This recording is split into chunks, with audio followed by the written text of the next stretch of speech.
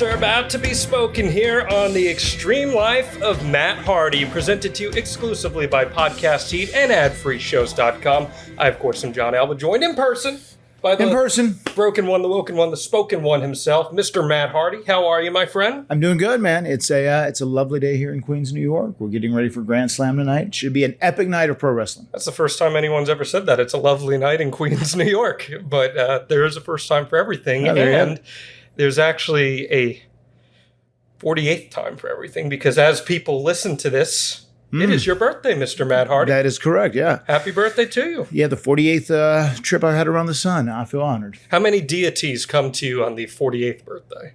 8. 8. Yeah. 8 deities. It just depends on what the number is that corresponds with the birthday. If it's 48, 8. 49, 9. 47 is my favorite with a 7.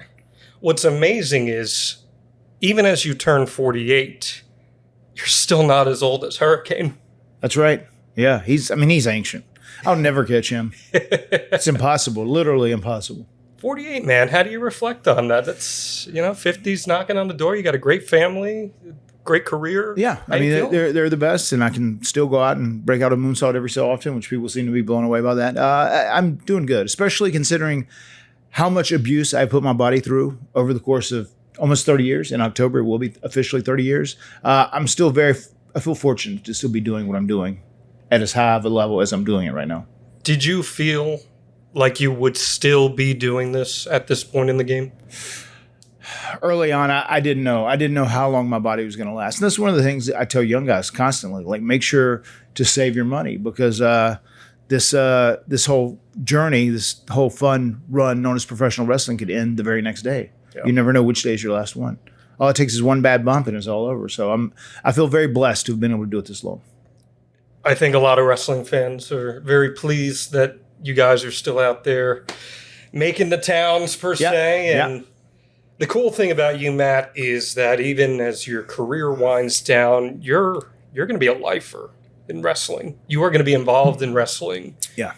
Even though you don't need to be. Mm-hmm. You certainly, you could walk away right now with your head held super high. You're one of the biggest stars in the history of tag team wrestling. But I know that wrestling means so much to you.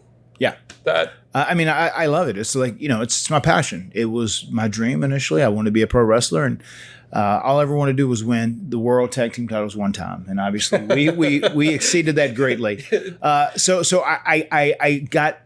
I accomplished what I wanted to get done, and I did that very early on. And just to be doing it now, man, it's just passion. And once again, if you go to work and you enjoy it and you don't even worry about the money-making process, in theory, it's just like a love of your life, and that's what pro wrestling is for me. Yeah, man. And when the days in the ring are over, I hope you take a little time, step back, enjoy the family time a little bit. Definitely. And then I know that when that day comes, batshit crazy Wolfgang will be there. Oh yeah, being a stunt man. I just want to be the wheel man. Yeah. I say, you guys just give me a piece of the pie, and I'll be the wheel man. I'll drive you town to town. You want to be the wrestling daddy? I'll be the wrestling daddy, and I'll relive my youth. There was a funny excerpt from Brian Gewirtz's book that I shared with you. Yeah. About Michael Hayes with the ponytail, where essentially it said that if you saw Michael Hayes with the ponytail up, you knew you were fine. Everything was going to be business as usual. He's in a decent mood. Everything's okay. Yeah. But when the ponytail's gone and it's wild man Michael Hayes, shit's on. Is that accurate? Oh, very accurate. Yeah, very much so. Yeah, you could tell too. Like, Michael, when he was ready to go to business, he was absolutely professional. He'd have his hair very neat, pulled back, and he'd be rocking his very unique suits. He grew up in the hood, so he said it's just his flavor, it's his taste. He'd have one of those unique, outrageous suits, which was so great. It was a staple of Michael Hayes' personality in so many ways. But when it was time to unleash the legendary Beer Wolf, as we call him, yes, the hair comes down and it gets big. It's even more big and poofy than Broken Matt's was. It's outrageous. That is the official sign that the Beer Wolf has been unleashed. When I was with Gangrel, he referred to him as the Beer Wolf. Yeah. And that was the first time I had heard that, because you hadn't referred to him as that. Right. And I was like, Beer Wolf? And I put two and two together as Michael Hayes. And I said, man, there's no better nickname for somebody that encompasses who they are in that moment in time. If you think about like the drastic changes of the early days of Dr. Banner becoming the Incredible Hulk, and you see those intense images of Lou Ferrigno as the Hulk, right? He's this monster. Just that transformation that we go through is almost identical to the professional Michael Hayes. Wow. As he slowly transforms via alcohol into the beer wolf. Isn't it amazing that he was about your age now during that run? Maybe even a little younger. He was way younger. Was it really way younger? Yeah. 43, 44. Okay, wow. So almost 5 years younger. So to think about that, and I was watching a promo the other day just because I was going back through time, and it was him, the pants pulled all the way up to his rib cage. Yeah. And he's saying, I don't have any more time left in the ring. My days have passed me by, but I'm here to show the Hardy Boys what they're going to... And to think that he was totally done at that point, yet here you are, 5 years older than that. Right. You're still going, man. It's crazy. Too, like, I mean, he'd had big back issues and back surgeries and whatnot. And I try and take care of myself, especially like we obviously have done a lot more crazy things than they've done in the ring, from an in-ring content perspective. But they were on the road 24/7 almost every single day of the year, and they worked every single night, and also they partied like there was no tomorrow. Yeah. So I'm sure that had its effect on them as well. Well, happy birthday to you, my friend. Thank you, buddy. I've got a present for you that I'm going to save for later in the show. But it's something that you can add to the tons and tons of Hardy relics that you have at the compound. Outstanding. So, very excited. Color me intrigued. I know you're a collector. Yes, so. I am. I'm a collector. You got we didn't even talk about it last week, but a drawing from Lash LaRue as well. Did you get that yet? It's on the way to you, if not. I haven't got it yet. Okay. No, it just must still be en route. He did a killer job on it. Yeah, it was great. He's a special talent. Go check out Lash LaRue. His Twitter handle is @LashCanDraw. Yes. And not just physically draw. He's a draw. There you have it. And he still has an AOL email account, lashwcw@aol.com, if you want to commission him. That's amazing. Your birthday parties, spot mitzvahs, all right, all that stuff. He does it all. Big fan. Matt, right down the road over there is Arthur Ashe Stadium. Yeah. By the time this airs, we will have had Grand Slam. We will have a new AEW champion. Yeah. You had a great match on Rampage last week at Darby Allin. Thank you. How'd you feel about that? I liked it. I liked it. We were a little tight for time in it, but we still got a lot accomplished in that. And I dug the storytelling, where he had knocked my head into the stairs. I was really struggling to keep my balance and keep my conscience, stay conscious. And he hurt his back on this one time whenever he dove into the apron like a maniac. And I worked his back, and he kind of stayed on my head. So it was nice storytelling too. AEW, as we get ready for Grand Slam, largest gate in the history of the company. That's quite a statement. Yeah. Which is cool. Very, very cool. I mean, and once again, it's such a new company, but like considering we're at a really weird time, especially here in America, like financially, the economy's in a really weird state and people are struggling. The fact that they're doing a record gate, today in September 2022 is pretty amazing. Yeah. That venue, Arthur Ashe Stadium, is one of the coolest venues I've ever seen wrestling in. Yeah. So I think the show will come off tremendously. You guys can tell us how it came off as this airs, but it's going to be an exciting one. Last week we had Wardlow on the podcast, blown away by the reception we got to that. Yeah. It seemed very special. Very, very, very proud of that episode. And just also, and like, as they say, it's a shoot, brother. Like that was my first really long conversation with Wardlow. I've known him casually, but like just for him to share that and be so open was very cool, and just really grew my respect for him as a person a lot more too. It's one of those things where you've talked about this in the past. There are so many guys that grew up watching you, and you're like, there's more and more and more as the years go on. But he really loved the Hardy Boys more than the average fan did. Dude, I mean, anytime you hear that, it's just like so insanely humbling. Yeah. And it's so cool. It's just to know that you have made a difference in people's lives is just really, really special, and very blessed to have been able to do that to so many people. Well, he said that his favorite Hardy match of all time was Unforgiven 2000. It's one of mine as well. And that's what we're going to be talking about here on the Extreme Life of Matt Hardy today. We're going to take a pause after we finish the build, and we're going to then do a watch along of it. We'll give you guys the peacock cue. You can cue up your cock and get things ready to go there. Cue up your cock. Cue up your cock and get it ready to go. Scissor me, daddy. Scissor me, daddy. Ass. Somehow that just fit into that conversation. Cue up your cock and scissor me, daddy. That's going to end up on Reddit. Anyway, Matt Hardy, hit us with your Matt Fact. Matt Fact. Matt finds green beans delightful. Green beans are normally a vegetable that people just shit all over. I was just thinking about it yesterday as I was traveling here. I was like, how have I not acknowledged the green? That was such a huge part of the lore of Broken Matt. You know, the one thing where bring me green beans post haste. I was like, how have I not done a green beans Matt fact? I do like. I'm a fan, especially very good seasoned green beans. I do enjoy them. So I was like, God, I am doing myself an injustice if I don't have a Matt fact about green beans. Your birthday buddy. It's two of my favorite people share a birthday. Yourself and Bruce Springsteen. Yeah. Your birthday buddy wrote at length in his book about hating green beans. So you can just take all those and use those to your advantage here. So, Bruce Springsteen, give me all of your green beans post haste.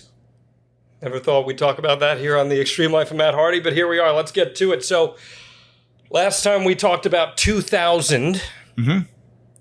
We heard about SummerSlam 2000, the first ever TLC match. Tables, ladders, and chairs. Oh my. You guys were disappointed.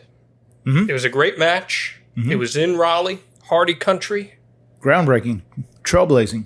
You had gone through tables of doom by taking the most dangerous spot of your career to that point, outside of maybe some of the Omega spots there. Yeah. But it was a memorable match, and Edge and Christian stand tall. How are you guys feeling in the aftermath of that? We were all very proud of that. And the reaction we got both from the fans and internally was very overwhelming. And they knew we'd really laid a blueprint for something that was going to be very special.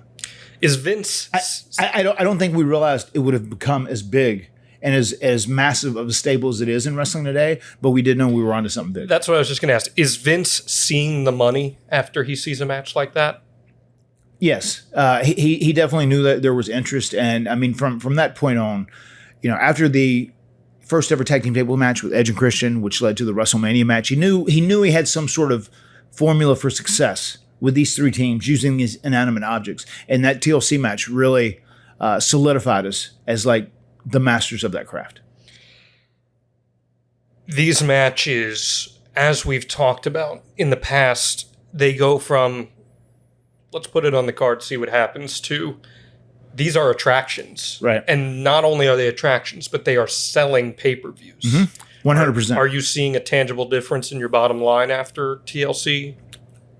Yeah, I mean, I did that year. Like once we got over with Michael Hayes and people bought into us as being legitimate WWE superstars, things changed a lot. As I told you before, the first contract we ever signed with WWE was a 5-year deal, which was for 75, 100, 100, 125, 150. So it was our second year of the contract. We were still only making $75,000. That was our guarantee. That's your guarantee, but you can build on that through dates and merch. And it was so great back in the days of WCW because they wanted to keep everybody happy when there was competition. But in that year 2000, where my downside guarantee was $75,000, I made over $1 million. So I did do okay. I many times over multiplied my downside guarantee into something bigger. So that whole year, I mean, there were times where I got royalty checks that were in the hundreds of thousands of dollars. Wow. I mean, that was mind-blowing. For a small, poor kid. I was just about to say, 26-year-old kid from the backwoods of North Carolina. Yeah. Is that just mind-blowing for you? Yeah. I mean, it was unbelievable. I mean, the first time I got one of those big royalty checks, you know, especially when we were moving so much merch, it was the Hardys when we first got hot. I mean, I was just like, I wanted to cash it immediately. I was like, this is going to disintegrate. It's going to spontaneously combust. Like, this can't be right. How am I getting a check for this much money? This is like, I never envisioned making this much money in a year. Is the legend's opinion changing around this point when he sees a cash check like that? Well, you know, the whole reason the Lake of Reincarnation is there, we built that lake for our dad. You know, he always wanted to have a lake where he could like fish and do things. And there was a swampy area back there where Jeff, the first thing, as soon as we started making some money, I saved and I put my money away until I had $385,000 to buy and build my house. So I put that in a specific account, and I legitimately, it's a matter of fact that I paid, cash for my house, but I did. Yeah. But I was like, once again, I'm of that mindset, like this could end any day. Like, don't overspend yourself and save up and make sure you have what you want to get for your house. And that's what I did. As soon as we started making money, and as soon as we're out traveling, Jeff immediately just gets a $20,000 trailer, and like parks that out on the other end of the property so he could be off to himself, which is so crazy. It's like, dude, why don't like, wait, and make sure you have money and build a new house. Build a real house. You know, so that's very Jeff. Very just in the spontaneous in the midst of the moment. He said, I want my own place. This thing's cool. I'm never there anyway. We're doing 10 days on, 4 days off. I'll just get a little double wide trailer. Easy. Definitely shows the big difference between my mentality and Jeff's mentality. So you guys don't win the title at SummerSlam. You had been told you were gonna, and they changed the decision. Right. We talked about it, extremehardy.com. Go listen to the archives. I love the SummerSlam 2000 episode. Yeah. But you are on the precipice still of really breaking out.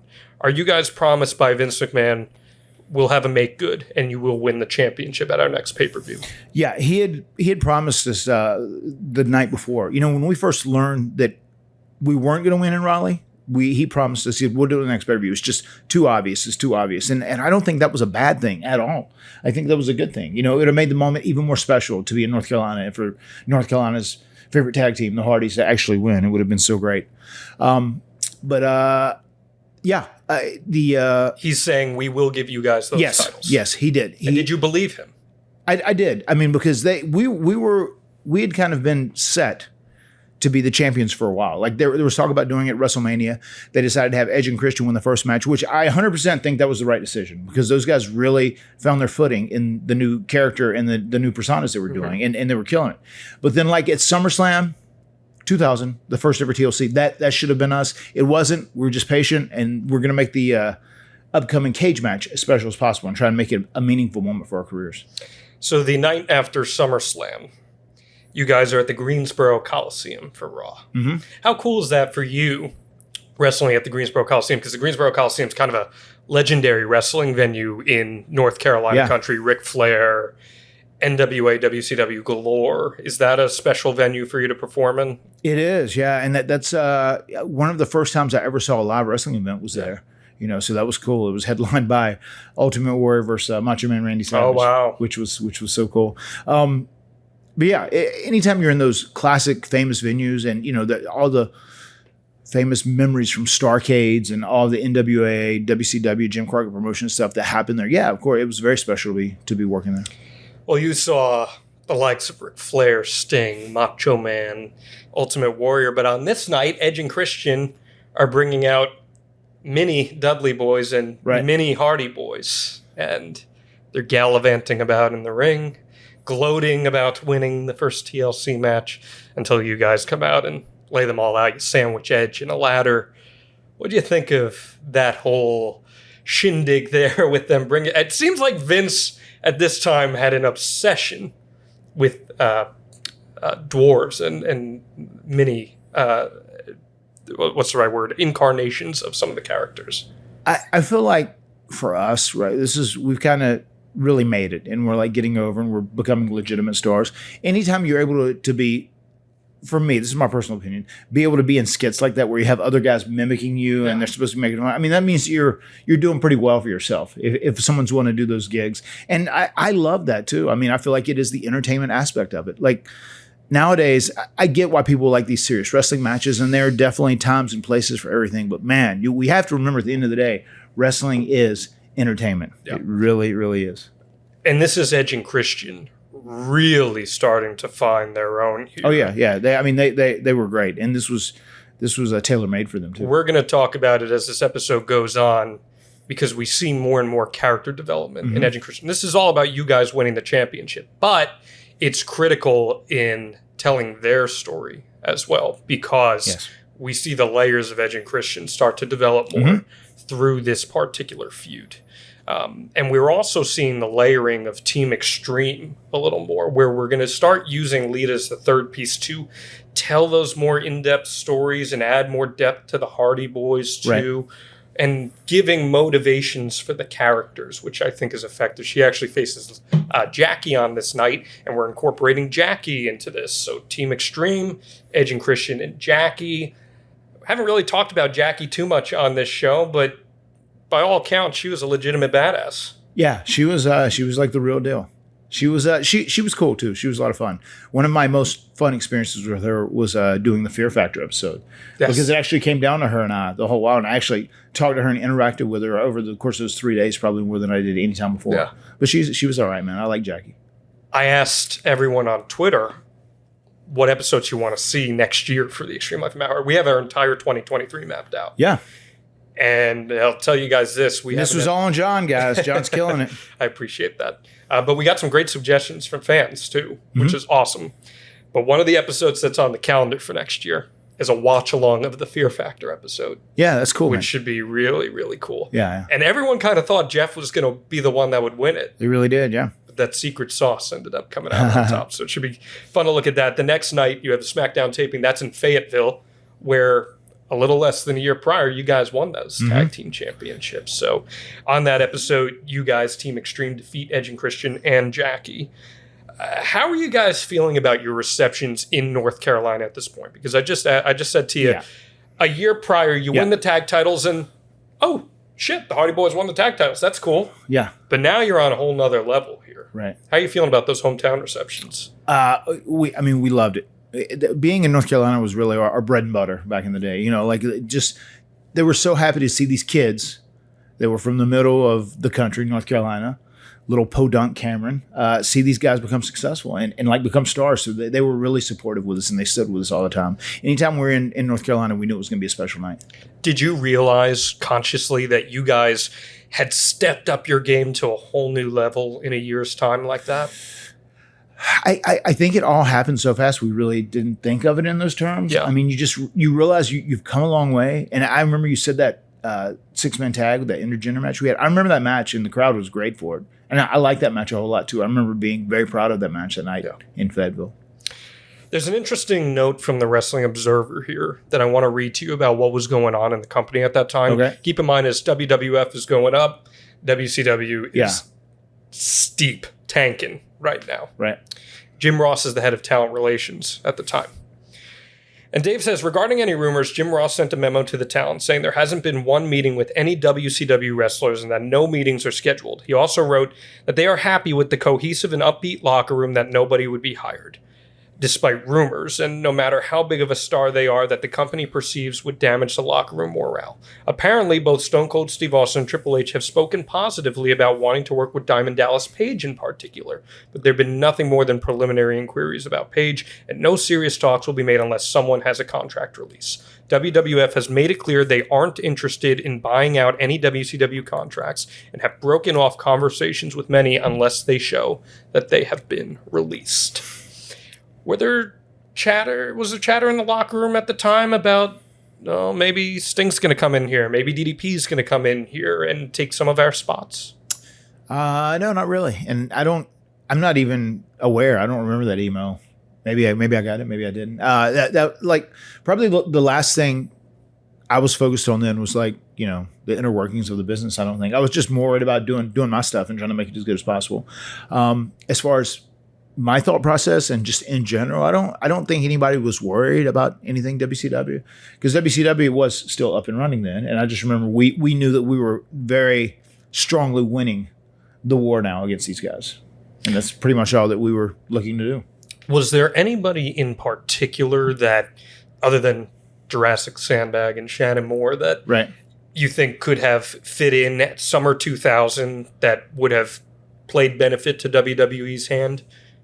I remember Jeff and I, we both like Sean O'Hare, like his look. And he was very open about how he was a big Hardy Boyz fan. That's why he started doing the Swanton like he did, even though he was a huge dude. I always thought he was very interesting. And I feel like in a perfect world, he would have ended up being a much bigger star than he was, if all the planets had aligned. But mainly more than anybody, Shane, guys we stuck with. Canyon was cool. We knew him. He had, we did jobs with him earlier on, and we'd stayed in contact with him and in touch, and we knew that he was the guy that helped Shannon and Shane out. But those were probably the main guys we would have been interested in working with or dealing with or seeing seeing these guys become successful at WWE. On this time, you guys are working a lot of house shows, 6-person tags. It's you, Jeff, and Lita against Test, Albert, and Trish Stratus. Right. we have discussed in the past, earlier in this year, 2000, you had been doing a lot of work with TNA in particular. Those matches didn't really go anywhere, but now we're adding the women into this. And the house show reports are saying that these are some of the most popular matches of the night, these 6-person tags. What do you credit that to in terms of taking a step up and you guys starting to stand out more, especially working with a team like TNA with Trish added to the equation? Yeah, I think once both Tess and Albert trusted us and they were okay, taking a bump here and there for us, I think the matches improved in quality quite a bit. And they just had to break that mentality of just no, you're a big man, you don't sell or you don't come off your feet, whatever it was. I think they were kind of early on indoctrinated with that, and it kind of made it was counterproductive in the big scheme of things to everything. But I think having Trish and Lita in there added a lot to the match because we were able to highlight the girls in a way they have never been highlighted before with other dudes as well. And that was super beneficial to them. That's what caused them to get over so greatly. Well, that's giving them reps too. Sure. Where you don't have to go out there and throw a house show match with a much less developed Lita and a very inexperienced Trish. You don't have to throw them into the fire. I'd imagine, I didn't see any of these house show matches, but there's probably only one spot in the match where those two ladies are getting a chance to actually work. And then you start to integrate them more into the storytelling of your eventual feuds and whatnot. Is that more or less how those matches were laid out? Yeah, I think so. I mean, it was the guys doing the majority of the work, and then we would highlight the girls in a good spot with the guys, which made them look good, whether they were a good girl or a bad girl, whatever their corresponding role was. And I feel like the majority of the time that'd probably be the comeback. The girls would probably do the hot tag and the comeback, and that's where they would be highlighted. Where the guys are all down selling. Interesting. Well, there's a lot of great matches out there that you could check out on WWE house shows, but you're not going to find them, unfortunately, on IWTV. But thankfully, IWTV.live is independent wrestling's premier streaming service for live events and video on demand of past events. This is one of my favorite services in all of professional wrestling, and that is a shoot, brother. If you saw Wheeler Yuta versus Daniel Garcia for that Ring of Honor Pure Championship match just a few weeks ago. Hell of a match. Amazing, right? Guess what? It pales in comparison to their IWTV 100 match for the Independent Wrestling Championship that happened last year. I'm going to send you a link to that because they went 60 minutes and a time limit draw, and you can find that entire thing on IWTV.live because this... 2 thumbs up for IWTV. Massively. For just $10 a month, Matt Hardy. $10. That's $10. IWTV.live offers 20 plus events streamed live each month from top independent wrestling. And just this past week, they had 10 live events. That's $1 an event. No better value in wrestling streaming today. Wow. You can see me get my ass kicked on there, come off the top rope. It's good value. And IWTV.live subscribers have immediate access to the extensive library of over 13,000. I'm not going to ask you to do 13,000 of the 5 Cincos, but there's 13,000 hours of video-on-demand content from over 300 independent wrestling promotions from around the world, including Beyond Wrestling, Limitless Wrestling, Prestige Wrestling, Absolute Intense Wrestling, and H2O. How valuable would this have been in the time of the Hardy Boyz ascension here, Matt? It would have been amazing. I mean, it's an amazing service as it is. I'm a big fan of the IWTV product. And it just gives a great platform for up-and-coming wrestlers to be discovered and really to get new eyeballs on them. And I think that's the greatest thing behind IWTV. And you can watch IWTV.live anytime, anywhere, Roku, Apple TV, Amazon, Fire TV Stick, including mobile apps for Apple and Android mobile devices. No long-term contracts required. Go to IWTV.live and subscribe today for just $10 a month. IWTV is outstanding. Well, hail. Well, hail. We didn't get the obligatory JBL in. We were just starting. We got a lot of podcasts left to do. We're playing the greatest hits here, Matt. And speaking of that, I didn't even get into this, but we got so much great feedback from the Wardlow episode last week, and we are continuing with our little giveaway here, Matt Hardy. All you got to do, head to Apple Podcasts, Spotify, wherever you listen to your podcasts. And how many stars are they leaving for us, Matt Hardy? Leave us a beautiful review, a wonderful review, a tremendous review, but most importantly, leave us that 5-star review. And we will leave you a video. We will pick one winner at random and do a personalized, customized video just for them. It's going to be great, so make sure you do that if you have not done so already. Extreme Life of Matt Hardy fans, we appreciate your feedback. We appreciate your support. And several of you have sent me pictures of you sporting that brand new 5-5-5-star t-shirt. You broke it out on one of your Twitter clips this past week. Yes. You're really digging that shirt. I'm Most digging definitely. that shirt. And you saw a concept for a new shirt that's going to be coming out soon. And that's going to be a real good one. So We would tell you, but it's a secret. it is a secret. Boxinggimmicks.com. So let's continue here. Here's a cool little note. In the sports rec video charts, because these are popular at the time, Yeah. What a different time, huh? WWF had the top 5 and 8 of the top 10 videos on sale in the world. The tables, ladders, and chairs videos featuring Edge and Christian, the Dudley Boyz, and yourself, it rose to number 1 in its second week on the chart, replacing The Rock's VHS. This is the top VHS in all of sports videos in the entire world at this time. What do you remember about that VHS climb in the charts? It's got your tables match on there. It's got all these great matches. I remember how proud we were to have a VHS tape.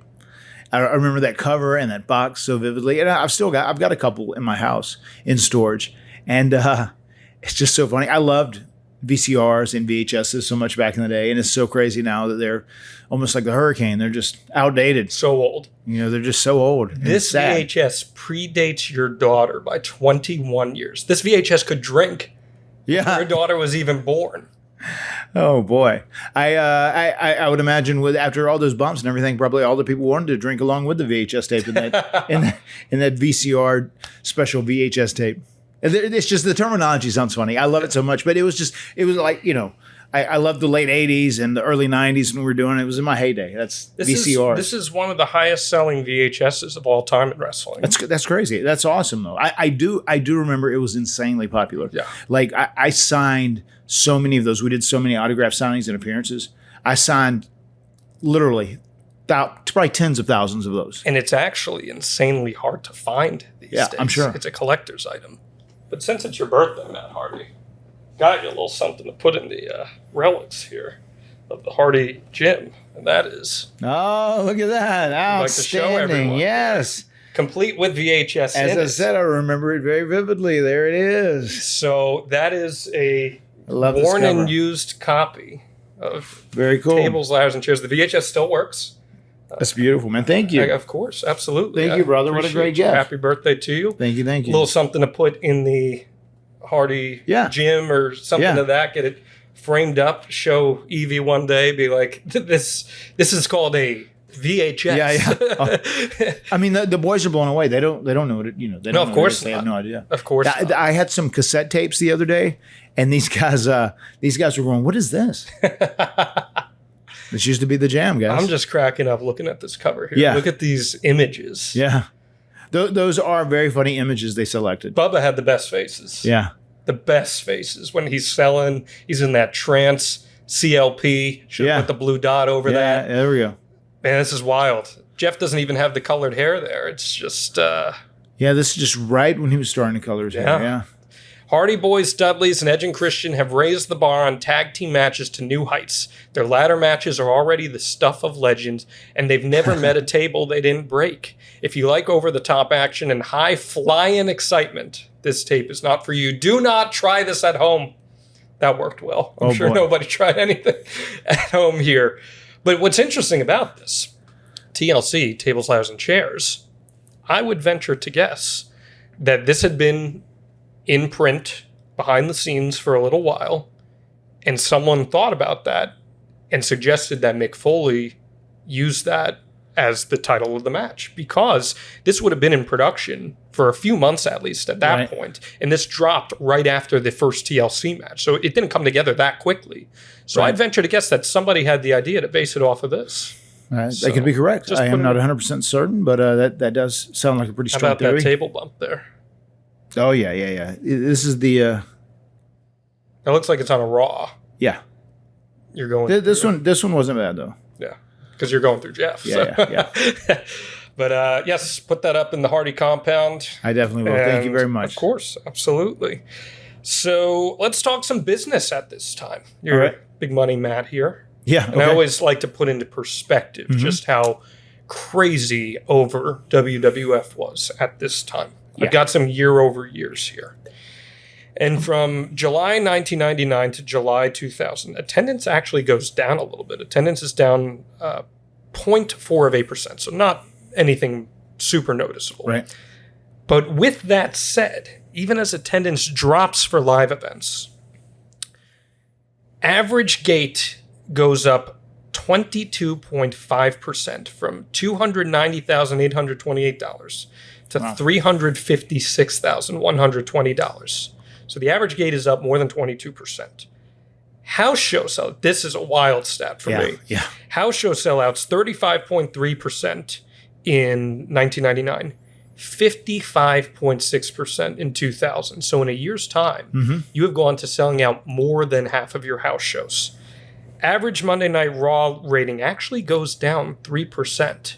There's less people in 2000 watching than in 1999. Maybe that's the business cooling just a little bit as WCW started to go downhill. That's what I ventured to guess it probably was. Also, we're starting to see more ways to get entertainment starting to be introduced in. Some of the channels had expanded. And just I feel like that has kind of turned everything into more of a niche product as time goes on. Estimated buy rates are up 10.6% for pay-per-views, and overall event revenue is up 21.1%. It's a strong statement. What kind of effect is that alone having on the boys with their contracts? You mentioned yours with the merchandise and all that. It went up a lot, but is everyone eating good after numbers like this? Yeah, everybody was very happy, and everybody was taken care of. I mean, it's one of those things that was very, very evident by what I said there. You know, I was a guy that, you know, was guaranteed $75,000, but I made $925,000 more dollars than that year. You know, which was quite the statement. And that's affecting everybody, even at the bottom of the card. If they're out on house shows wrestling, everybody was getting paid better. You know, we weren't being, considering the amount of money that was being made. Pro wrestlers have never been paid like professional athletes have. They've never got that big of a piece of the pie. But everybody was doing good, and everybody was very happy at that time. On the next week's Raw, something pretty big happens here. Edge and Christian beat Undertaker and Rock in the main event, and they beat them clean. Edge and Christian not only got a lot of offense. That's a big win for those guys. It's a huge win. Yeah. Undertaker set up Rock for a hot tag. Chris Benoit and Kane got involved with The Undertaker. Edge hit Rock with a chair once, and Rock kicked out, but Edge and Christian did the concerto on Rock, and Christian pinned him. Mm-hmm. And the whole arena, I watched it back, the whole arena shocked. They can't believe that The Rock just got pinned by Edge and Christian nonetheless. CLP is the one beating The Rock. And the concerto starts to become a big part of what Edge and Christian are doing. Yeah. For sure. I don't know if you were in the room when it happened, but do you remember who devised the concept of the concerto? I don't specifically remember. I do remember it was always something we made sure to fit in or get in because it was one of their trademark things, and it was really over and people liked it. And it was very different too. Break down, if you can peel back the curtain for me for a second here, break down the logistics of a concerto. It's a brutal visual, absolutely brutal. I would think, from having taken bumps before, it's one of those things where you have to be really precise about where somebody is placed and where you're hitting. So is it a matter of you're on the inside part of the chair and the outside is connecting edge to edge and you're being protected from that? Well, you know, there's two different types of concerto. You know, there's the one where the standing one where you're sandwiched. The standing one where there's two guys with a swinging chair, and then there's one where the chair is underneath your head and it's swung down. You know, obviously it's part of the magic of pro wrestling. I mean, you do have to be very precise with it. You know, and the secret is to have the chair on the bottom if someone is laying down, or when you hit someone, make sure it is far enough past their head so it maybe makes contact or touches it, but it doesn't actually like ring their bell or like knock them unconscious. Because like there have been a couple concertos that have gone awry, you know, where people have got rocked with. Have you ever taken an awry concerto? I have. Yeah, I have. Do you remember when and where that may have happened, or what it felt like? It was just one of Edge and Christian's, and I know one specifically. I can't even remember which one it was, but like one of them specifically got me got me very hard. And that was a sandwich one where they were from each and side. they got your head. And you know, the biggest secret to that, if you're the person that is taking it, you just need to be still so they have somewhere to aim. I have noticed that people almost tense up when they take it. Yeah, I mean, because you never know. I mean, you might eat a chair, you know, so yeah, you definitely want to be tense as possible, you know, but you also want to stay still so they have a target and they can aim, because if you happen to like drift forward that way, then you're going to eat both sides of the chair, which are coming extremely hard. So ideally, the top of the two chairs are connecting to make that sound and make it look brutal. And your head is on the inside, and hopefully, you know, you don't get whacked. But you are getting hit in some capacity there. Usually it touches enough capacity. Sometimes people can do it, and it's masterful, and you don't even feel it. Yeah. Which is a beautiful thing when it happens. When Randy took you out with it, was that easy? Yeah. Easy. Super easy, yeah. Randy Orton, man, smooth as hell. He is, man. Even given the concerto. Yeah. Very, very good. Sending Randy the best, by the way. I miss seeing Randy on TV. Oh, yeah. Randy is... I miss being around Randy. Randy... So much fun. And, you know, especially my last few years there, whenever I went back to WWE, I got to know him real well. Really enjoyed his company. September 11th, 2000. You guys defeat the Dudleys in what is called a pretty good match, but it's a little too short, which is also the story of the Monday Night Wars. Good matches that were way too short. Edge and Christian do their patent run-in as they've been doing on just about every single show at this point. Edge hits you with the belt, but there's a creative finish here. He hits you with the belt from the outside of the apron. You fall backwards and you fall into a pinning predicament where you actually pin Bubba. Right. And you get a win there. Creative little finish. You remember that match in particular? Who came up with that finish? I do remember that match. And I think that was an old school finish. I want to say Michael Hayes probably gave it to us. He's like, yeah, well, we used to do this back in world class. You know, we do it with the Von Erichs and, you know, turn it around. It always worked. But, you know, too, like even when you said that, it was a good match, but a little too short. You know, once again, it's kind of like perspective. You know, sometimes on TV, you can get over a story. And I feel like we were getting over what we wanted to do there. Obviously, we're building conflict between us and Edge and Christian again. And we're giving you guys a win to establish yourself as challengers for. Yeah. You know, but sometimes that's what TV is. You know, you have just a small window of time and you tell a shorter story. You know, there's going to be diehard wrestling fans. I'm pretty sure you fall in this category too. You like longer, good matches that are always there. And then there's some people that just watch and they're okay with entertainment, even if it isn't that long. Yeah, I mean, I think if an entertaining match is done right and it's shorter, then it's fine. You can have a short match that furthers a story. I don't love Gaga DQ finishes. Those bother me more. Right. This is a Gaga finish, but it's not a DQ. It's kind of creative. Edge was trying to screw you, and he inadvertently leads to you getting the win. That's good storytelling to me, because the heel got some comeuppance there. Right. Shit, now these guys are going to be the number one contenders. Right. That's good storytelling. But it's interesting, too. I mean, like in this day and age, in 2022, and Tony Khan is of this mindset, too. I think he would rather have a really great kick-ass match, go out there for a long amount of time. Not a long amount of time, but for enough of a time, you can have this be a magnificent match that is worthy of 4 to 5 stars, whatever it may be, you know? And that's just kind of his mindset. And I feel like a lot of the diehard wrestling fans are like that now. But then there's some people who are more casual people who like are cool with things that are shorter and they don't mind it. And they probably don't even mind like gimmicky finishes, much like this one you were talking about, whatever. And it's just kind of like different mindsets. And I think it's nice to have a little bit of all of that. I think pro wrestling should be a variety show. 100%. For me, it's just as long as you're not getting, we're taking the easy way out. A DQ is an easy way out. That's not creative. This is a creative finish.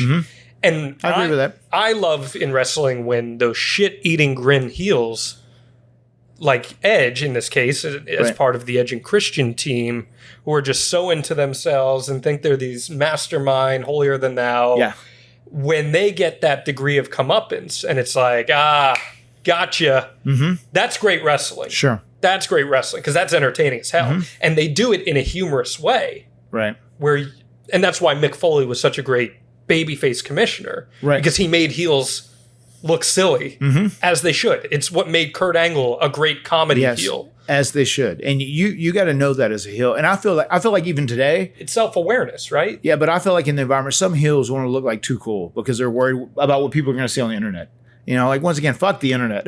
when it comes to like feedback and opinions, I mean, your job, if you are a heel out there, it is to do dumb shit and to embarrass yourself and to always have the good guy have the advantage on you and turn things around on you and make you look dumb. I mean, that's the whole point of it, so you can't be afraid to go there. There's something to be said for that. I feel like too many people too many current heels worry about what the internet said. Like, oh my God, I really want them to say I'm good. I want them to think I'm good. Like that doesn't matter. Your job as a heel is to be booed, to have people dislike you, have people hate you, get heat. And you have to understand that at some point you're going to get your comeuppance. It's going to happen. That's forget wrestling.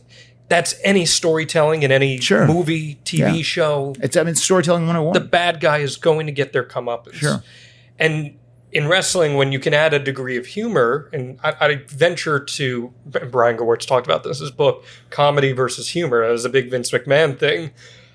When you venture into the territory of humor and the heel embraces it, right, it makes for great TV. How good was William Regal when he was the commissioner and Chris Jericho urinates in his tea and he drinks it, and you see that look of disgust because that dastardly heel commissioner got his comeuppance in a funny way. So he's great. It's he's one of the best entertainers ever, especially with his delivery and choice of words and whatnot. Big fan of his work as a heel commissioner. And some of that's a shoot too. All right, yeah. I got a great story, not to totally go off another direction, but a WWE talent who's no longer with WWE was in the NXT system, and he told me one day he went up to William Regal, and he was working on his wrist locks. The talent was, and he asked him. He said, "Hey man, I think I'm doing this certain variation of this lock just a little wrong. Right. Can you show me the correct way to apply this?" William Regal's a extremely knowledgeable wrestling intuitive coach. That what he wanted to be a 1-minute conversation let me guess, it turned into a 30-minute seminar. An hour-long seminar about the history of wrist locks and how to apply them. That's him. That's very on brand. And he missed a mandatory health screening because of it. That's funny. And but that's a guy that just loves pro wrestling. Oh yeah, right? and to Regal's also he's so sharing. He's so happy to share all the information he knows and teach people, and he takes a lot of pride in that. And if you haven't listened to his podcast on our ad-free shows network, Gentleman Villain, with he and Matt Kuhn, there's no structure. It is just William Regal. They pick a topic, and William Regal talks. Regal's gonna Regal. And it's amazing. Yeah. I could listen to him read the phone book. So it's great stuff. Go check out Gentleman Villain. What an appropriate very much so. Show title for him. So speaking of TV, we were talking about different variations of TV matches. This is around the time WWE is moving from USA to TNN and Viacom. Yeah. This is a pretty big deal. Yeah. Raw's been a staple of the USA Network for years at this point. And now you're going to a network that has fewer audience. It's in fewer homes, I should say. And there's lower viewership numbers on TNN. What was the sentiment around this move at this time backstage? Was there any concern how it might affect your bottom line or the viewership overall for the product? I do remember guys were like, I don't know. It's like we're downgrading in terms of a channel, but they were obviously upgrading in terms of television rights because they were making a bunch more money on their deal. So I do remember a lot of people were a little concerned. I don't think people were worried, but they were concerned, like especially guys who were continuing to try and build up their star power or their equity as a star. They're like, oh, well, we're kind of going to a channel that's not seen by as many people. Is this going to hurt us overall in the big scheme of things? So there was a little bit of that sentiment around. Yeah. Well, if you don't want to downgrade your car insurance, you may be downgrading your viewership numbers, but you don't need to downgrade your car insurance. In fact, you should be upgrading your protection with one of our favorite sponsors here, The Extreme Life of Matt Hardy. That is Car Shield, who presents this episode. They make it easy and affordable to protect your car from expensive repairs, and that is just for starters, Matt Hardy. Correct. I was driving down the Belt Parkway to get here. I'm sorry. Thank you. And I saw many cars that, boy, I hope they had Car Shield. Yeah. Because Car Shield's the #1 auto protection company in the U.S. It offers protection plans for around $100 a month. And the plans cover more parts than ever before, whether your car's got 5,000 miles or 150,000 miles on it. And it is so simple to get your car fixed if it does break down on the side of the Belt Parkway. Yes. When you need a repair, you get to choose the mechanic. CarShield's administrators handle all the rest. That is it. No headaches, no hassles, no paperwork. You are taken care of. And the same goes for if your car breaks down, you're stuck on the side of the road. Plans through CarShield include coast-to-coast roadside assistance, even including the East Coast and the East River right here in the tri-state area. CarShield administrators are there for you with rental car options, trip reimbursement, no extra cost. So if you get your coverage today, you lock in your price now. It will never go up. This means as long as you own your car, no matter how old it is, you are protected by the rising cost of repairs and parts for that vehicle.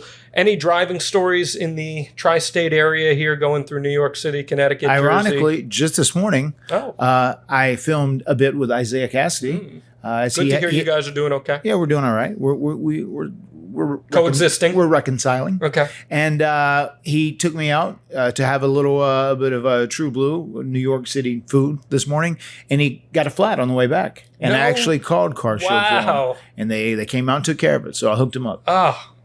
And it's the least I can do, considering I took a wee-fee from it for so long. I would say so. Well, I hope that didn't delay you guys too much. And I know it wouldn't, because CarShield's got you covered. CarShield helps protect your wallet from expensive repairs. Go to carshield.com/podcast to start your plan. Lock in your pricing forever. That is carshield.com/podcast.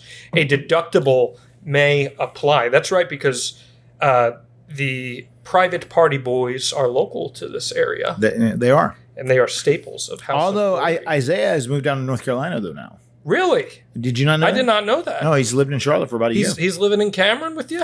He's trying to get closer, I think. He's creeping closer. He's in Charlotte as of right now. I know that the Hardy compound is pretty expansive there. I saw Evie has a closet that is modeled after the Haunted Mansion queue. That's a real thing. That is batshit crazy, but the coolest thing I've ever seen. Yeah. I'm a big Disney guy, and that is wild seeing... Holy, your wife, man. That's the creative juices of Queen Rebecca. She's nuts. Holy This girl is going to get spoiled, though, especially if it's the only one. She's gonna really do it right. Yeah. Have you talked about adding one more to the Hardy clan? There's been some hints on TikTok. I said I'm down.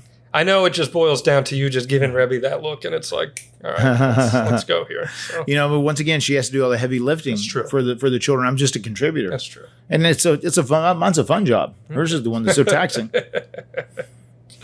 Well, it's a fun job for both of you at first, and then it evolves over time. So let's continue here. On the following SmackDown, Edge and Christian brought out fake Hardys and Lita from the year 2050. You're 75 years old. So you're approaching that, Matt Hardy. You're getting close to that. Yeah. Not sure if it was a visually accurate representation, but this has Brian Gewirtz's writing all over it. Oh yeah, this was Brian all day long. So I want to ask you real quick here. Brian Gewirtz's book opens. Again, you need to check it out. There's just one problem. I've loved reading this book. Yeah. Some great stories. It opens with the time that he goes to Wrestler's Court because he is accused of writing favorably for Edge and Christian. Yeah. He describes it as one of the most tense Wrestler's Courts ever. He was accepting bribes. He was accepting bribes to write favorably for Edge and Christian and spend more time working on their stuff and positioning them higher on the cards. And he described it as one of the most tense Wrestler's Courts ever and said that it almost got physical at a couple different points. Tell us about it. He said it was right after WrestleMania X7, TLC 2. Mm-hmm. And first off, do you believe that he was writing favorably for Edge and Christian in particular? They were his favorites. Okay. And Kurt Angle, too, was one of them as well. Yeah, Kurt was right there with him. But, I mean, they were definitely one of his favorites. And I think it was one of those things that some of the maybe higher-up people, maybe that were in a tag team, maybe weren't in a tag team, maybe they did feel like they should be getting more TV time and they should be getting less, and this was a way for them to go about approaching it. Well, the catalyst for it was he claims that Edge had a signing and he was given a Flash action figure. And Edge wasn't a big fan of the Flash, but he knew that Brian was. So in the back, he's like, hey, I got this action figure from a signing that I had. You should take it. Bob Holly saw this happen Oh, boy. All And right. shortly after, there was a summons from Stephanie McMahon saying, "You've been summoned to Wrestler's Court." And Brian That sounds accurate. That sounds right. told him to get some beer, maybe some pizza, try to pay off the locker room. Brian didn't take it very seriously. Trying to pay off the judge. Right. Brian didn't take it very seriously, and he just ran up to the concourse, grabbed a couple small personal pizzas, a 6-pack of beer, and thought that would get him out of it. He walked in, and the entire locker room was there. And then he tried to kind of joke his way out of it. It didn't go well for him. I do remember that. You could tell he felt so awkward there in that moment. And I'll never forget whenever JBL started prosecuting him. And I do remember how it went from being a Flash action figure and comic books to they were buying him jewelry and giving him, like everything. There were bribes across the board. Well, and he mentions that Edge and Christian totally played into it. They were resigned to their fate, that they were going to lose this. Yeah. And they just tried to play like sorry puppy dogs. And Brian was being very defensive and didn't play into that. And he regretted not doing that. Yeah. And he said it got very tense. And Bob Holly was not having it with him, nor was Sean Waltman. And The Undertaker came down with a pretty stiff sentence on him. And it was to write a couple 1,000-word essay about why he respects pro wrestling. What a sentence. I do remember that, and I do remember how obviously Edge and Christian were in the know, but someone who's like a normal, regular person, Normal human being. a normal human being who's not used to these insane customs and these insane traditions that pro wrestlers follow. It's definitely different whenever you're being attacked like that, and it's kind of underneath this serious vibe. And you're not sure, like, what the hell? I'm going to stand up for myself. I have to defend myself. I didn't do all this stuff. I didn't give these guys gold and money and jewelry or whatever, whatever they totally exaggerate the story into. But obviously Adam and Jay, they knew just to play along with it and go along and everything's going to be fine when it's all said and done. It's different for like a normal, regular, real person to be put in that environment and not understand what's going on. And you have to understand, this is right after Stone Cold Steve Austin turns heel at WrestleMania. It's right after this. Yeah. This is this massive moment that happens. They've got a very important Raw to write. And they're like, he goes to Vince, he's like, "Are we really doing this?" He's like, "You got summonsed, you got to go." So he went. Hypothetically speaking, what might prosecutor John Bradshaw Layfield sound like about someone who he felt was disrespecting and taking bribes? Well, hell, Brian Gewirtz, I understand you've been taking bribes to try and push Edge and Christian as the greatest tag team in all of history. From what I understand, you have been given a Flash action figure. You've been given several thousand expensive and valuable comic books. You've been given jewelry. You've been given some bonds. You've been given some gold. You've been given cash. And we think this is bullshit. You need to learn to respect this damn industry because we didn't get over on bribes. We got over on hard work, blood, sweat, and tears. And I heard a rumor that this man is accepting bribes so these people can cut the line. That's absolutely bullshit. It's a travesty. It is an absolute travesty. And it's also a tapestry, too.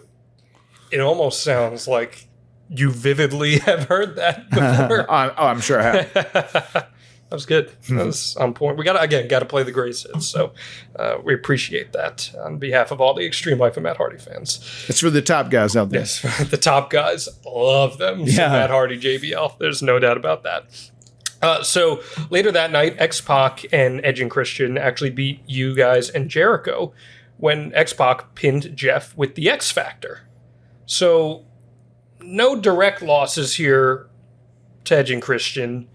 You guys already beat the champs in that 6-person tag we talked about before, but X-Pac, who isn't even in this big title match coming up, right, is pinning Jeff. Seems like an odd choice building to this big blow-off tag team match. I think we did things to continue to forward our story in that match, and we were very much Teflon, as Vince had said. We were bulletproof. You could beat us, and we would still stay just as over as we were before. So I think it's okay. I mean, sometimes you need the good guys to lose. Sure. I think especially if you do it in a particular way that makes sense in the big scheme of things. Yeah.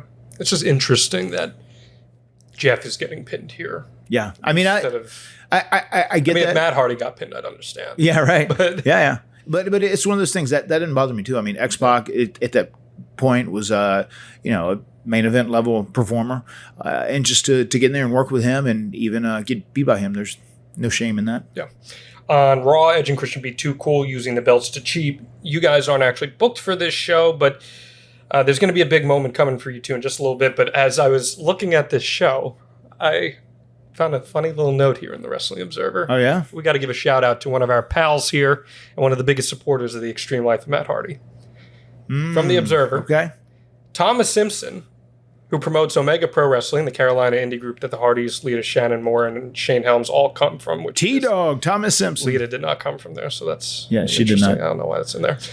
He says that Thomas was a finalist for the South Carolina Governor's Professor of the Year Award.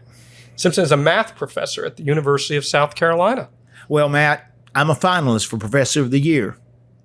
Has he told you that before? Because that seems like something he would remind you about. Probably. I'm not sure.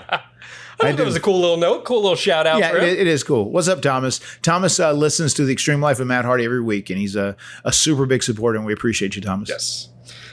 Go home SmackDown here. Edge and Christian were acting like movie critics watching the backyard matches of the Hardys in the TWF. This was another big Brian Gorge thing. No doubt about that. I'm fully confident in that. They're doing the whole Roger Ebert thing, where they're critiquing it. I love that shit. If I'm not mistaken, this may have even been like to promote TLC or like one of our... There's probably stuff from that. Because, on the back of this tape, it says, don't try this at home. But then it shows us in the video trying this stuff at home. Yes. Which is so funny. So you guys run in and you get a concerto to the head. So we're seeing, and this is kind of the impetus of all this. That concerto was rough too. Was it? Actually, we had to do a couple takes of it, and there was one that there was an issue with the way they shot it, or something missing in the way it was framed. Bruce Pritchard says, "Hey Matt, we got to try that again, pal." But they rocked me on that one. Oof. On the first one or the second one? The first one. Oh, so then you have to do it again. Yeah. Jeez. Yeah. Is Bruce Pritchard the guy producing something like that? Possibly. Yeah. It could have been Michael Hayes too. Okay. I just like getting an idea of who's putting those backstage. Michael was usually tied to a lot of the stuff, like with us and Edge and Christian and the Dudleys, because he was a tag team specialist, obviously, with the Freebird stuff. So he took a lot of pride in, kind of being all of our wrestling daddy. So he did a lot of our stuff. What I just appreciate about this is we are putting a concerted effort on really building. The concerto is a thing that Edge and Christian are doing. Mm-hmm. We've got these vignettes for them where they're doing these movies, backyard, watching you guys doing this stuff. Right. You're building the characters, the comedy stuff, but it's also giving some depth to the story that we're going to see unfold on this pay-per-view match. Yeah. Where you guys are ultimately going to get a comeuppance on them, so we're knocking the Hardys down. It's frustrating. They're being cheap assholes. Mm-hmm. And eventually it's coming. What do you think of the effort to build that here? I thought it was pretty good. I like that segment at the end because we, almost like twofold purpose. We were promoting some sort of media that we were on. I know, like with that video, because it was courtesy of our backyard footage, and then also once again, kind of getting sympathy on us and wanting to see us rise up and finally defeat these evil bastards, Edge and Christian, that bribe people to become the champions and hold on to the titles over and over again. So people want to see us win. They want to see us overcome the bribe. Well, thankfully, Matt Hardy, even though you had to take a few concertos and probably sucked, you were able to recover because you were taking your AG1s. Yes, even in the year 2000, Matt Hardy was taking AG1s. I saw into the future. He did. And I actually have an AG1 with me right now, and I'm going to do a double dose of AG1. Okay. Well, it is a partner of ours that we are big, big, big fans of. It's one delicious scoop of AG1 every single day. You're absorbing 75 high-quality vitamins, minerals, whole food-sourced ingredients, probiotics, and adaptogens to help you start your day right. This special blend of ingredients supports your gut health, your nervous system, your immune system, your energy, recovery, focus, aging, all of those things. And now that you're 48 years old, you really need to be taking your AG1s. You just pour it in, right? Just like that. It's my special birthday AG1. Okay. It's lifestyle friendly, whether you eat keto, paleo, vegan, dairy-free, or gluten-free, contains less than 1 gram of sugar, no GMOs, no nasty chemicals, artificial anything, while still tasting good, supporting better sleep quality, recovery, mental clarity, and alertness, and it costs you less than $3 a day. You're investing in your health, and it's cheaper than your cold brew habit, cheaper than getting all those different supplements yourself. You're investing in an all-in-one nutritional insurance. Shake it up, buddy. Put it right near that microphone so they hear you shaking it. There you go. Can I see the packet there for a second as well? Because I want to put these things over here. I mean, this is perfect. This is one of those fantastic travel packs that you get to. It's time to reclaim your health and arm your immune system. How is it?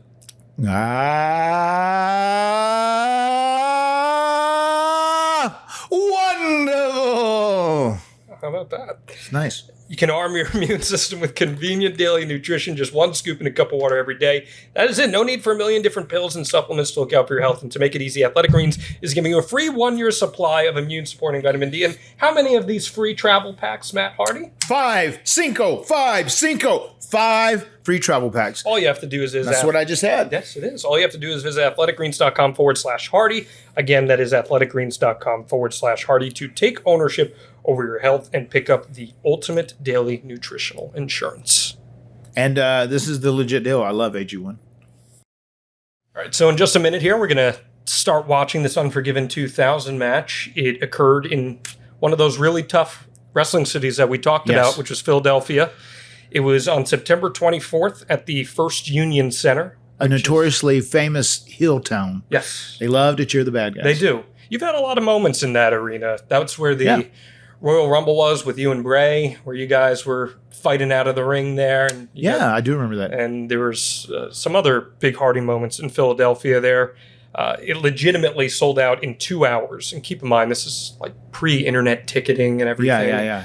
So that's really impressive. 18,092 people in the building with 16,862 paying, $822,400 and another $172,200 in merchandise. So we're talking, all things considered here, WWE's pulling about $1 million in on this event, which is, it's a B pay-per-view, and WWE is pulling in on that, and that's just amazing. And ironically, this card really, on paper, it looks good, but it doesn't. It's a very okay show, all things considered. But the cage match is a match that people, as we heard from Wardlow last week, still talk about. Yeah. So that was us finally getting the proper WWE World Tag Team title reign that we deserve. How are you guys feeling in the day leading up to it? A little nervous here? Because the last tag team title win, it was a big one. You weren't Team Extreme yet. You weren't the Hardy Boys. Yeah. It was an unexpected win. Now you guys are super over. Yeah. We're deserving of the titles, and we had been for a while, and I think a lot of people were like frustrated, like, oh my God, are they ever going to give the titles to these guys, because they deserve them? This is going to be they're legit the best tag team in the world right now.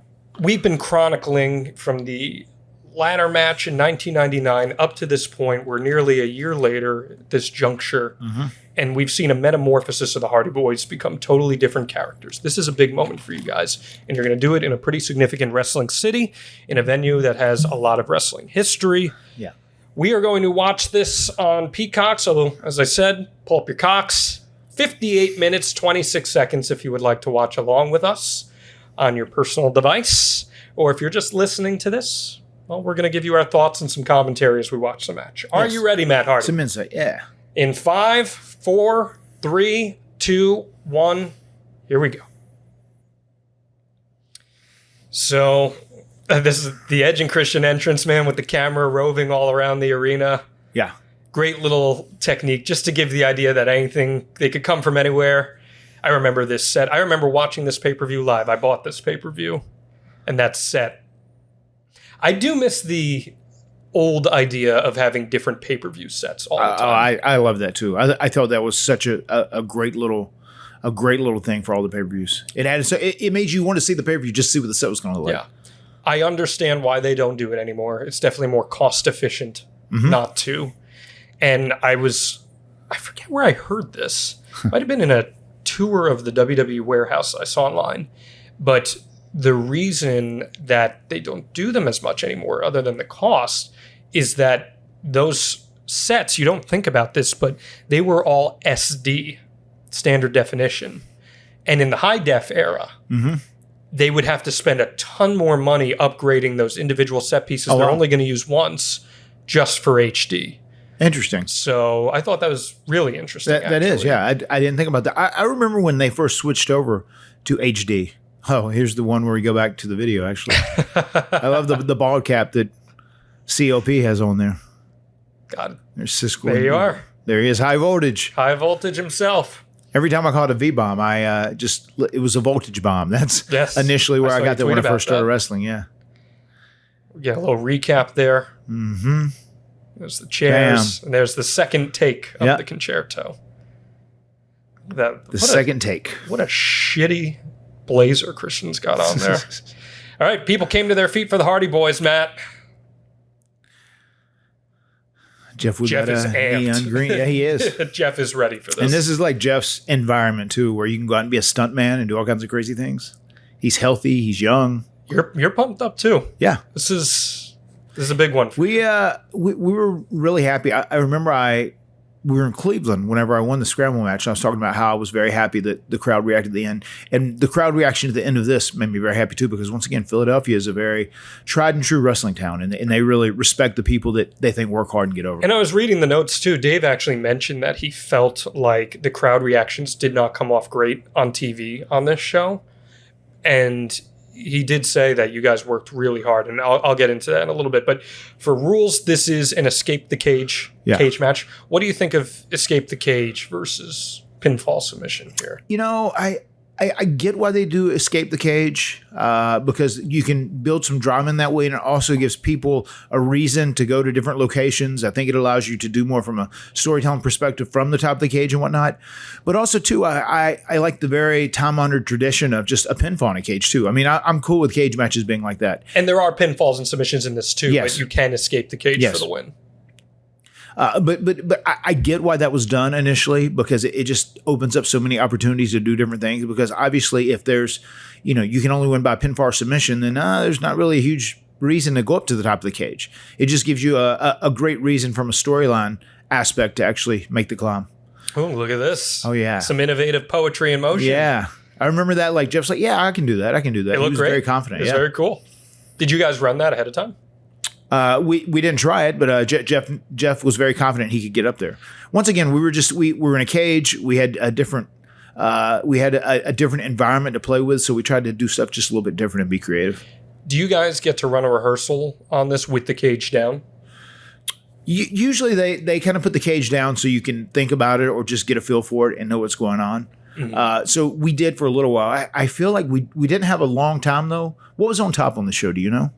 This was that big mega main event with those guys that we were talking about before. I'll get you all the guys in the main event here as we. But I feel like they needed some more time, and Jeff was out so early. It's crazy. Yeah, Jeff's out right there, just minutes in. And listen, in theory, that makes sense.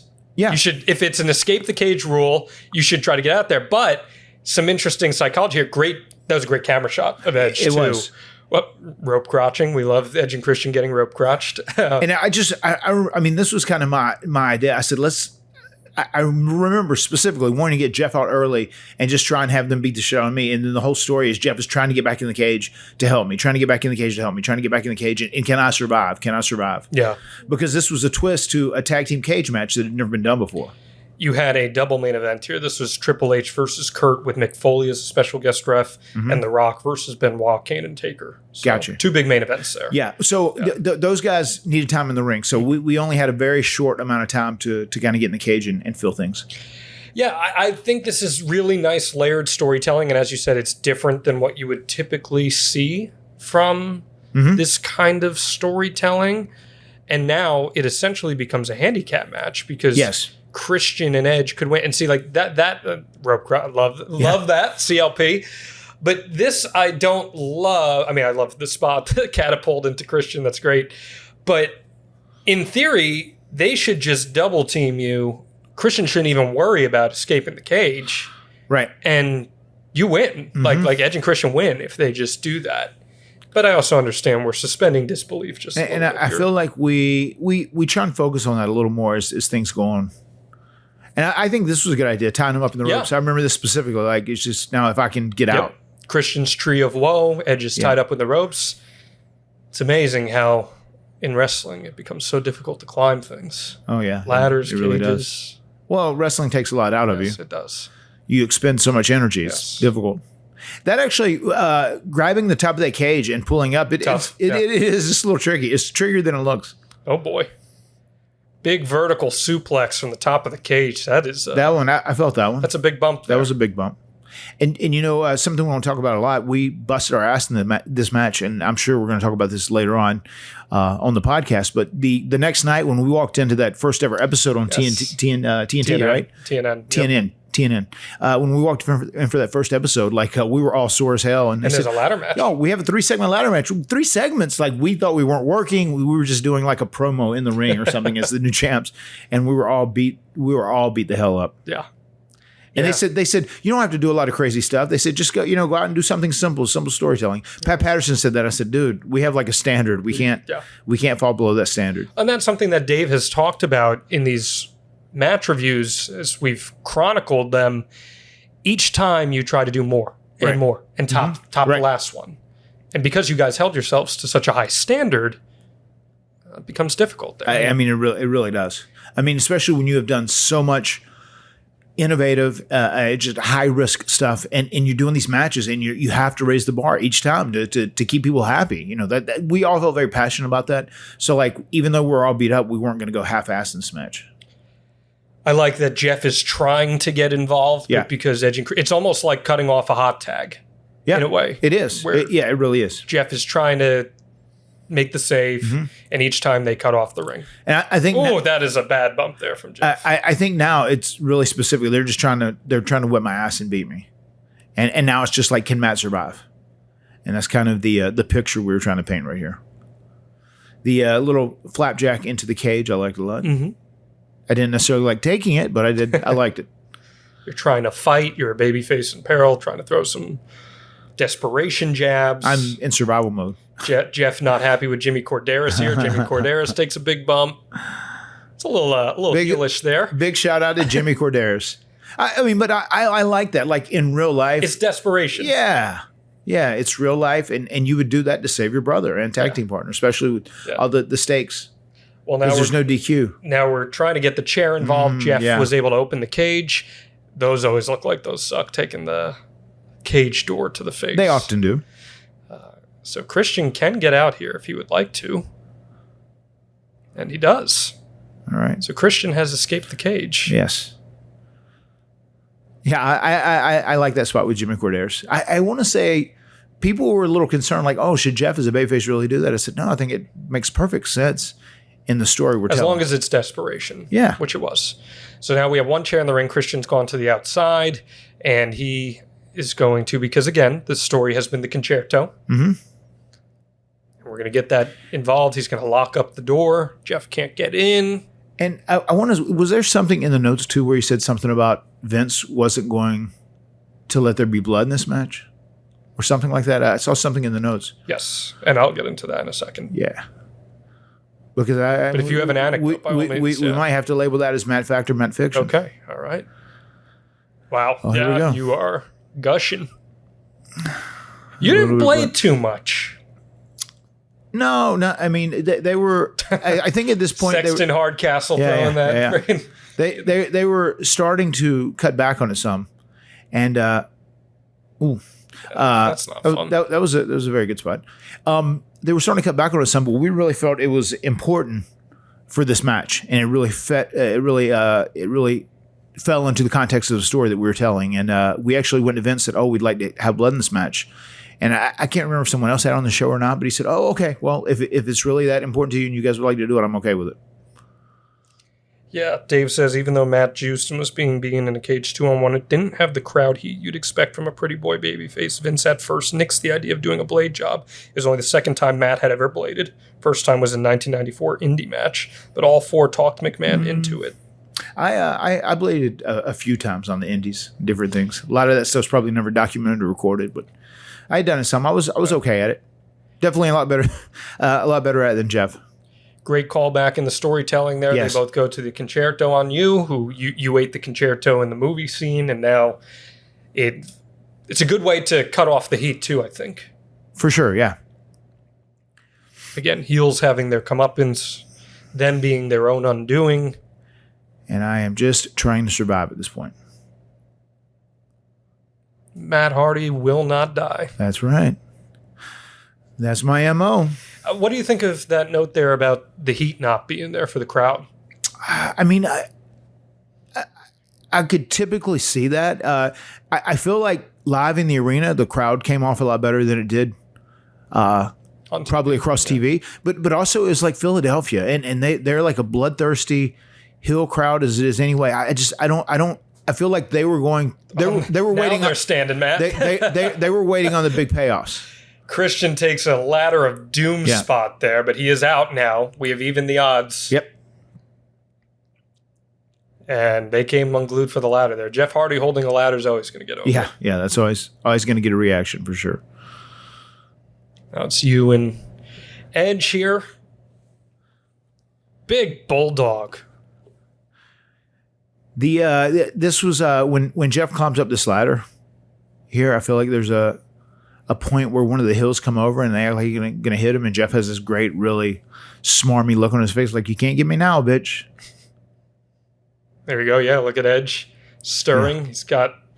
Because before they were able to hit him off the cage because he was on the cage. And that's a great, right here. Amazing storytelling callback too. Yeah. Jeff, come on. Bring it, bitch. Whose idea was that? It was probably probably a team effort, I would guess. Yeah, that's great. And once again, he's, like you said, it's a big struggle to try and get that hot tag. That's almost what that represents, him getting back in the cage. Back suplex. And we got Jeff Hardy at the top here. Everyone's on their feet. There they go, yeah. Everybody's rising. They know the Maniac stuntman is up top. Jesus, look at him. He's living for this, though. Oh, yeah, he's there for it. Watch how I don't know if you've seen this back in a while, but watch how he lands here. Oh, yeah, no, I know. He goes right through. I remember... Nobody catches him. I remember thinking, we talked about this. We wanted him to hit Adam. I was going to try and just be in there a little bit. And I don't know, Adam didn't step over. And I wish I would have even stepped over just to slow him down some. But I remember asking him, oh, dude, how was that? He said, it was fun. Easy. Of course. It's the way he hits flat, though. It's like... That's perfect. It's amazing timing. That looks amazing. Wow, look at all those flash bulbs. Yeah. That's one thing I miss, man. I literally got an arm, I think. Oh, I do. Yeah, the flash bulbs were great. Lita crotches Christian because, again, Christian must get kicked in the balls. Yeah. Let's get that camera on Lita there, guys. There we go. Very cool Hurricane Rana spot off the ladder as Christian was trying to. And again, that's a good callback because they had taken out Lita earlier. So it definitely fit in the overall story. Mm-hmm. Christian, man, one of the most underrated sellers of all time. Yeah. Christian Cage. CLP. That looked great. Yeah. Super flush. He is very good.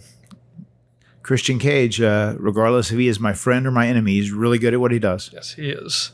So now that ages very poorly. But now the tables have turned. It's now 2-on-1 Hardys, even though Jeff is technically not in the match at this point. Mm-hmm. Edge in desperation, trying to get out. And again, this is what I was talking about earlier. The heels have to dig themselves into some deep shit. Yeah. Because they get overzealous, and then they reach the point of no return. And that's kind of where Edge and Christian are here. Now it's 2-on-1 Hardys. And look what you got. You've got chairs. This is one of the things we had to go over because it was hard to get up there without those chairs. Being able to stick the chairs in the top of the cage clutch apparatus, that was a big deal. That was the only way we could get up there with them. So now, and here's the everyone knows what's coming, right? Yeah. Audience is ready. Yeah. Edge, the heel, who is the innovator of this concerto. It was very, very hard to balance up there on this too. It was it's time. Goodbye. See you later. He took a good bump. I think we got him a little bit on that too. Yes. You guys get to celebrate. We all know what's coming here. And in the most perfect timing in the history of professional wrestling, you and Jeff dropped down at the exact same. Look at the crowd; they are coming unglued. They were ready. Super happy about that in Philly. That the crowd was so responsive because once again, I said that's the most honest and genuine barometer of how over you really are. What a cool moment. And there was definitely someone. It may have been Vince himself, but they wanted us to come down at the exact same time whenever we won. I think that was a point that was in your notes, and I'm pretty sure that was a point that they gave us, and that worked great. I mean, you guys don't get the moment in Raleigh. Yeah. But you do get it in one of the best wrestling cities of all time. The city of brotherly love. Were you feeling the brotherly love that night? Yeah, it was great. I mean, we were happy with that match. What's the reaction in the back? Everyone was very happy. We got to coming back through Gorilla. We got a standing O. Which is always a good thing. Yeah, that's for sure. I'm smiling watching this, Matt, because just seeing the three of you celebrate there, this is the synergy of Team Extreme. Right. This is where the Hardy Boyz became truly so special. Mm-hmm. This is right after this, the drawing that last year of you guys. This is right after you guys won this match. Right. And you guys are tag champs. And once again, my hat's off to Adam. He really committed on that bump, too. Yeah. The selling here is great. Christian's face is just fantastic. Look at him with all that hair. Yeah. He's just so young and beautiful. Look at that. Those flowing locks. Edge is shell-shocked. Might have actually gotten rocked, as you said. Yeah. I mean, it was very tricky, the positions we were in the first place. So yeah, I think we caught him a little bit. That was that was just so much fun watching that because again, to me, that is like height of Team Extreme. Mm-hmm. You guys have maintained your popularity over the years. Yeah, but you were on a meteoric rise. Yeah. I was very proud of that match. Once again, I say this over and over. I really wish, in hindsight, that we would have won in Raleigh at that first ever DLC. I think that would have been a special moment. But I am also very proud of this match, too, especially the work that we did to make it look different from the layout of a match as far as cage matches goes. And I think when it was all said and done, it was still a really successful title win for us. Do you remember how many stars it got? I have no idea. I've never been a big star guy. I know you're not, but I like asking you. What do you think? Maybe 4.25. 3.5. Undersold it. I'd say that was a 4-star cage match. I really liked it. Okay. Maybe if it had a little more time. It probably wasn't long enough. Yeah. I would agree with that. Meltzer's a guy who likes long matches too. He loves his long matches. I mean, sometimes when even my wife is blown away by it. She would rather have a short match and like gimmick storytelling, entertainment, whatever.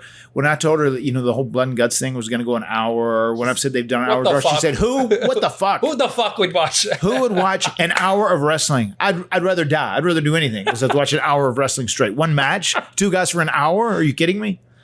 Sounds on brand. Yeah, very, very on brand. Let's finish up with some Ask Matts here. You ready? Sure thing.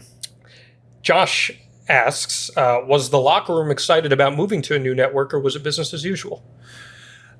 It was business as usual, I think, but I feel like more than anything, you said, was the locker room more excited about moving to the channel, right? I feel like more than anything, people were just like worried that this channel wasn't going to have the sprawl and outreach. The outreach, yeah. The USA had. Because USA is a major channel, and it's seen in so many homes, and they felt like we were kind of taking a chance, rolling the dice with this.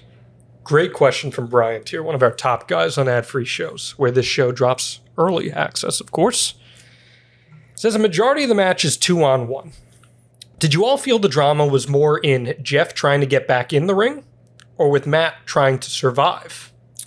Our game plan going into it was for both of those scenarios to be dramatic. Come together. Yeah. Okay. You want to see me survive in the ring, which was going to be hard because it was literally a handicap match. These guys 2-on-1 against me. And then you want to see Jeff get back in there, almost like you said. That's a great analogy. Like it's a hot tag. He's going to get in there and save my ass. So, yeah, it was a twofold story.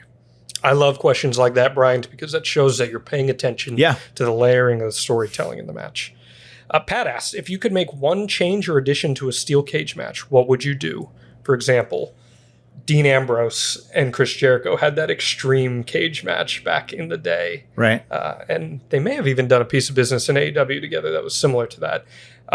So would you add any gimmicks onto a cage match or maybe tweak the rules at all? I'm okay with escaping the cage, but the one thing that I would definitely remove is that you can go out through the door. I've hated that rule since day one.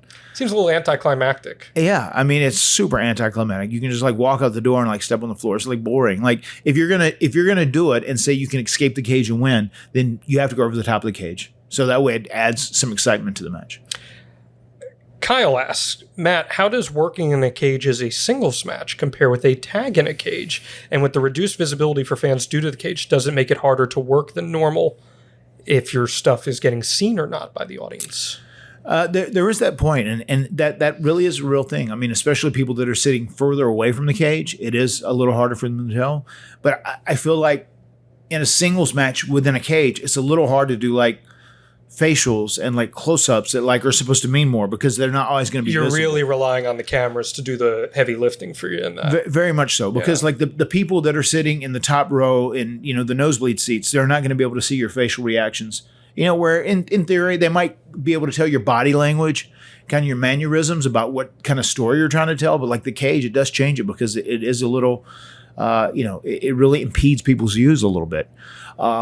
As far as to the difference between the matches, I feel like a tag match is a lot more fun because you can literally do like big spots and then two guys can rest and the other two guys can do stuff. It keeps action moving. I feel like the pacing of a singles match, a singles cage match, is a little slower, and you have to be a little smarter with it. Like if you're going to take a chance and guys do a double down because of some big high risk maneuver, you have to like really put it in the match smartly. My guess was the finish to this match in any doubt, or was it 100% certain Matt and Jeff were going to win this thing? It was 100% certain Matt and Jeff were going to win this thing. The Hardys finally got their due. Glad to hear that. Let's see. We got Joey asking, what did you think of this sweet tribal tat art on the poster with The Undertaker? I'll pull it up for you here. This was The Undertaker's tribal tattoo on the poster there. What do you think about that? That's something. Yeah, interesting. That's the American Badass right there. There you have it, the American Badass. I don't know. I guess that's funny that memory stands out to whoever that reminded. But that is how it works, man. Like when I think of Unforgiven 2000, for whatever reason, I think of that set that we saw. Yeah, and that is embedded in my brain. I just associate the pay-per-view with that set. Right. So that's how someone remembered that particular event. Oh, it was the Undertaker on the thing. Yeah. I'm sure the Undertaker was feeling very liberated doing the American Badass character. He definitely enjoyed it. I know when he got to do it, he enjoyed it, doing something different and being able to like speak and show personality. We have an episode on The Undertaker scheduled for 2023, so that should be a good one. And the last question we got here, Austin asks, where does this cage match rank all time for you in your singles and tag team career?